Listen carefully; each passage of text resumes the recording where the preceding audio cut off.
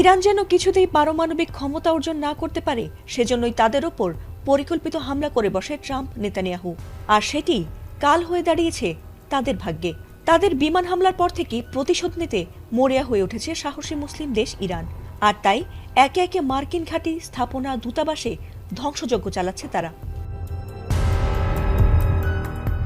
Trump নেতানিয়াহুকে শিক্ষা দিতেই যেন আবারও অপারেশন ট্রু প্রমিস অভিযানে নেমেছে ইরান। আর সেই অপারেশন 4 এর অংশ হিসেবেই তারা আমেরিকা ইসরায়েলে ব্যাপক মিসাইল হামলা চালিয়েছে। আর তাদের সেই নজর কেবল স্থলে, আকাশপথেই নয়, বরং সাগরপথেও। কোনো সাগরপথেই যেন ইরানিদের হাত থেকে নজর এড়িয়ে রেহাই পাচ্ছে না আমেরিকা ইসরায়েল। তাদের জাহাজ দেখা মাত্রই নির্ভুল নিশানায় মিসাইল দিয়ে উড়িয়ে দিচ্ছে ইরানের ইসলামী বিপ্লবী গার্ড বাহিনী।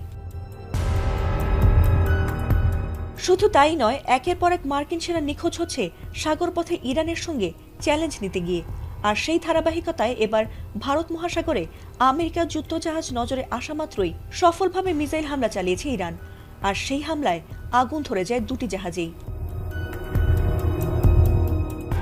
এ নিয়ে ইরানের ইসলামী রেভলিউশনারি গার্ড কর্পস আইআরজিসি দাবি করেছে, তারা ভারত মহাসাগরে মার্কিন যুদ্ধজাহাজ লক্ষ্য করে সফল ক্ষেপণাস্ত্র হামলা চালিয়েছে। সেখানে গাদর 380 এবং তালাইয়া ক্ষেপণাস্ত্র ব্যবহার করে এই হামলা চালানো হয়েছে বলে এক বিবৃতিতে জানিয়েছে ইসলামী বিপ্লবী গার্ড বাহিনী। গাদর হল মাঝারি পাল্লার ব্যালিস্টিক ক্ষেপণাস্ত্র, যার পাল্লা 2000 কিলোমিটার পর্যন্ত। অন্যদিকে তালাইয়া একটি কৌশলগত ক্রুজ ক্ষেপণাস্ত্র ব্যবস্থা, যা 1000 কিলোমিটার পর্যন্ত লক্ষ্যবস্তুতে আঘাত হানতে সক্ষম এবং মাঝপথে লক্ষ্য পরিবর্তনের ক্ষমতাও রাখে।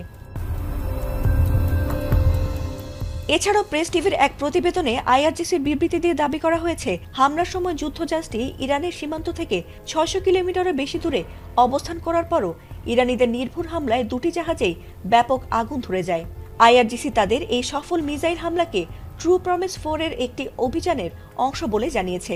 যদিও যুক্তরাষ্ট্র বা ইসরায়েলের পক্ষ থেকে এখনো পর্যন্ত এই দাবির কোনো প্রতিক্রিয়া পাওয়া যায়নি।